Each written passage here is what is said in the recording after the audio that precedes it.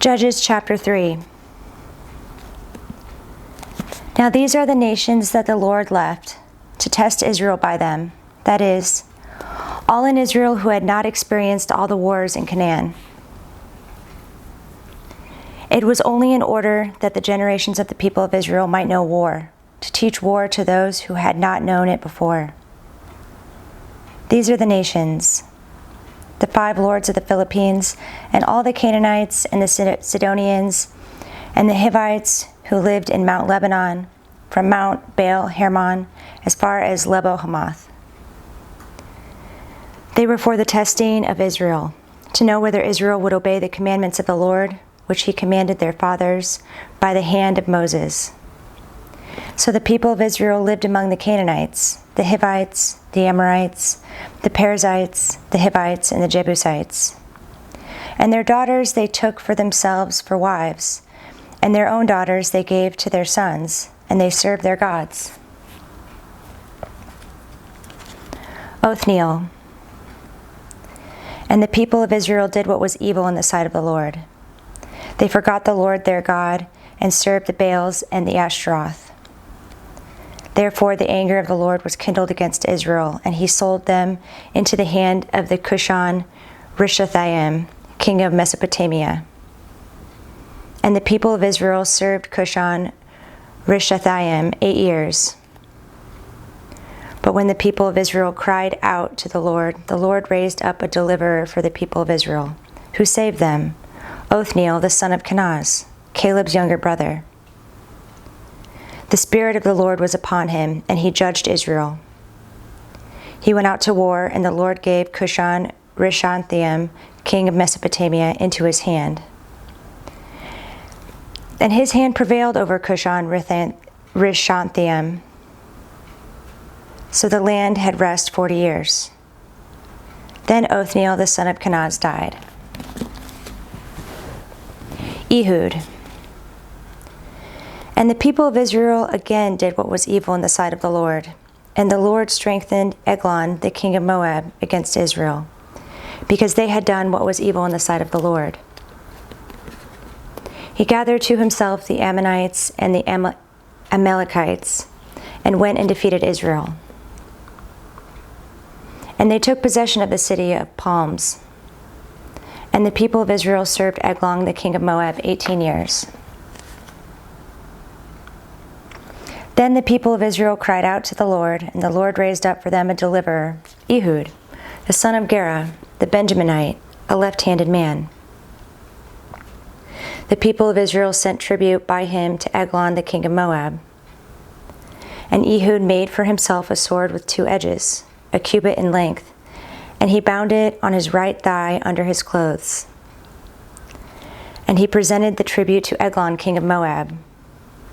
Now Eglon was a very fat man. And when Ehud had finished presenting the tribute, he sent away the people who carried the tribute. But he himself turned back to the idols near Gilgal and said, I have a secret message for you, O king. And he commanded, Silence. And all his attendants went out from his presence. And Ehud came to him as he was sitting alone in his cool roof chamber. And Ehud said, I have a message from God for you. And he arose from his seat. And Ehud reached with his left hand, took the sword from his right thigh, and thrust it into his belly. And the hilt also went in after the blade, and the fat closed over the blade, and he did not pull the sword out of his belly. And the dung came out. Then Ehud went out into the porch and closed the doors of the roof chamber behind him and locked them. When he had gone, the servants came, and when they saw that the doors of the roof chamber were locked, they thought, Surely he is relieving himself in the closet of the cool chamber. And they waited till they were embarrassed. And when he did not open the doors of the roof chamber, they took the key and opened them, and there lay their lord dead on the floor. Ehud escaped while they delayed, and he passed beyond the idols and escaped to Seirah. When he arrived, he sounded the trumpet in the hill country of Ephraim. Then the people of Israel went down with him from the hill country, and he was their leader.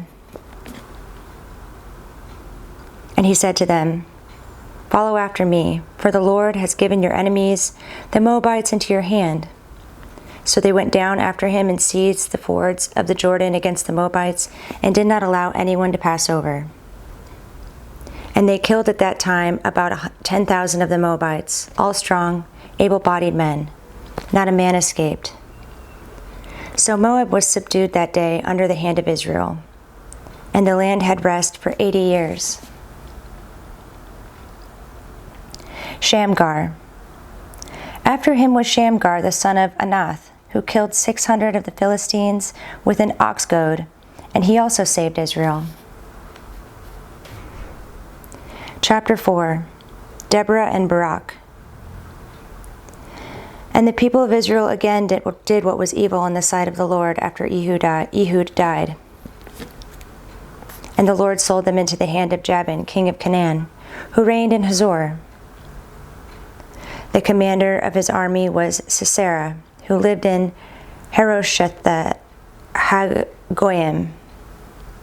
And the people of Israel cried out to the Lord for help, for he had 900 chariots of iron, and he oppressed the people of Israel cruelly for 20 years. Now Deborah, a prophetess, the wife of Lapidoth, was judging Israel at that time.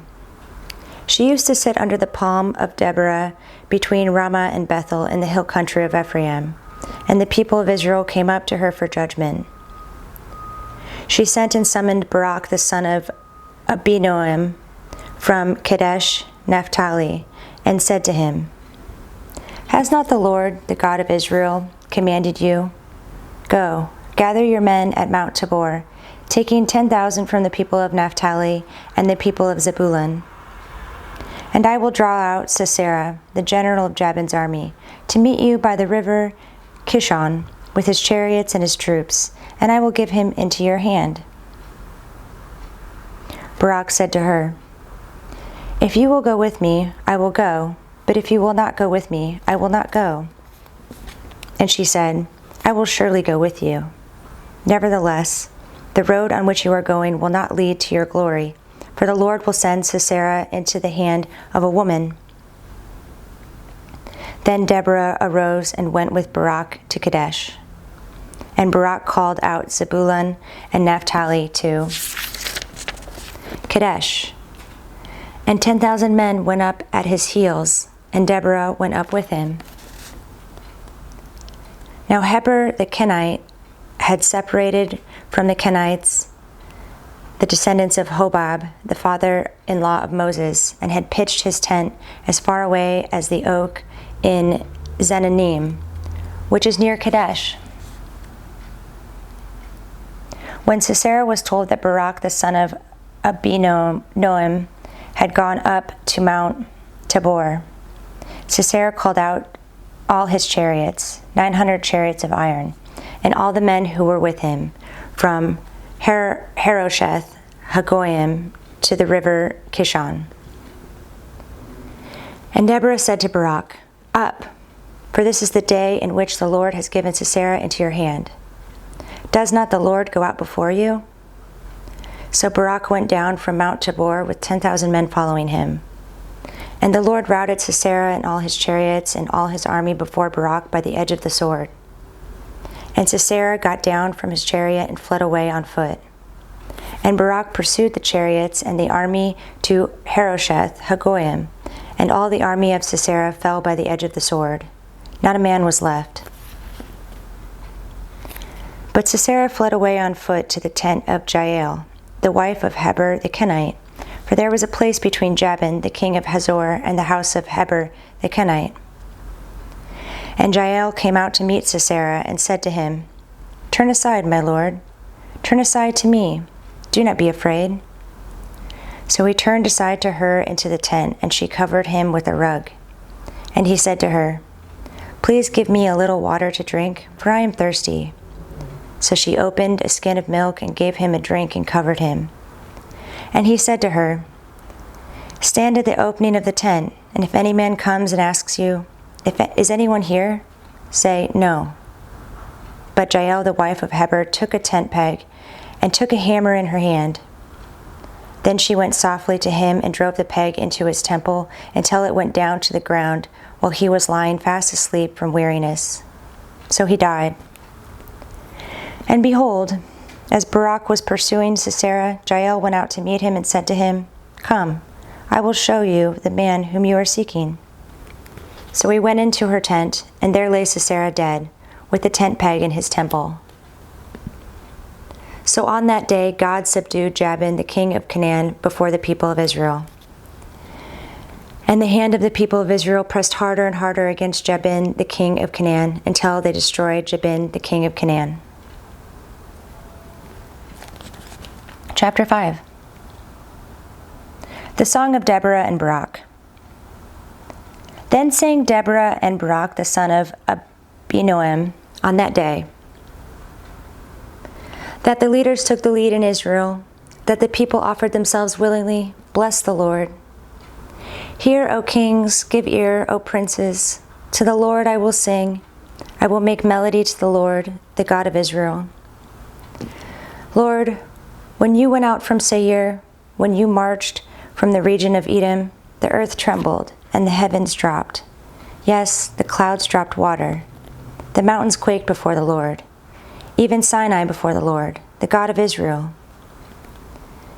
In the days of Shamgar, son of Anath, in the days of Jael, the highways were abandoned.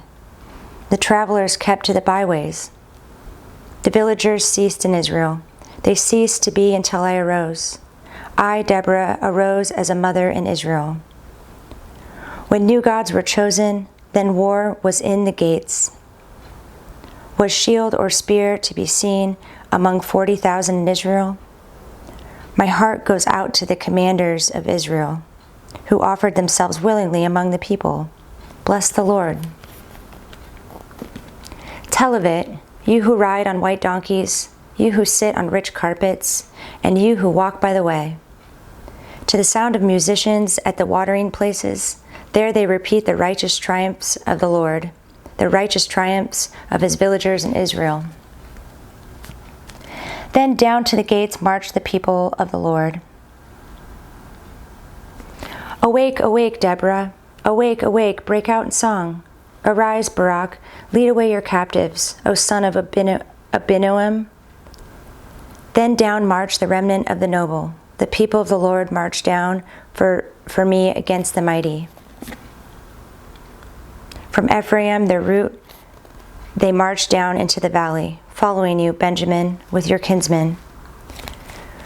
From Machir marched down the commanders, and from Zebulun, those who bear the lieutenant's staff. The princes of Issachar came with Deborah, and Issachar faithful to Barak. Into the valley they rushed at his heels. Among the clans of Reuben, there were great searchings of heart. Why did you sit still among the sheepfolds to hear the whistling of the flocks? Along the clans of Reuben, there were great searchings of heart. Gilead stayed beyond the Jordan, and Dan, why did he stay with the ships? Asher sat still at the coast of the sea, staying by his landings. Zebulun is a people who risk their lives to the death. Naphtali, too, on the heights of the field. The kings came, they fought. They fought the kings of Canaan. At Tanakh, by the waters of Megiddo, they got no spoils of silver. From heaven the stars fought. On their courses they fought against Sisera. The torrent Kishon swept them away. The ancient torrent, the torrent Kishon. March on, my soul, with might. Then loud beat the horse's hooves with the galloping of his steeds. Curse Meroz, says the angel of the Lord. Curse its inhabitants thoroughly, because they did not come to the help of the Lord against the mighty. Most blessed of women be Jael, the wife of Heber the Kenite, the tent-dwelling woman most blessed. He asked for water, and she gave him milk. She brought him curds in a noble's bowl. She sent her hand to the tent peg, and her right hand to the workman's mallet. She struck Sisera. She crushed his head. She shattered and pierced his temple. Between her feet he sank. He fell. He lay still. Between her feet he sank. He fell. Where he sank, there he fell, dead. Out of the window she peered. The mother of Sisera wailed through the lattice. Why is his chariot so long in coming? Why tarry the hoofbeats of his chariots? Her wisest princesses answer. Indeed, she answers herself. They have not found and divided the spoil. Had they not found and divided the spoil? A womb or two for every man. Spoil of dyed materials for Sisera. Spoil of dyed materials embroidered. 2 pieces of dyed work embroidered for the neck as spoil. So may all your enemies perish, O Lord, but your friends be like the sun as he rises in his might. And the land had rest for 40 years.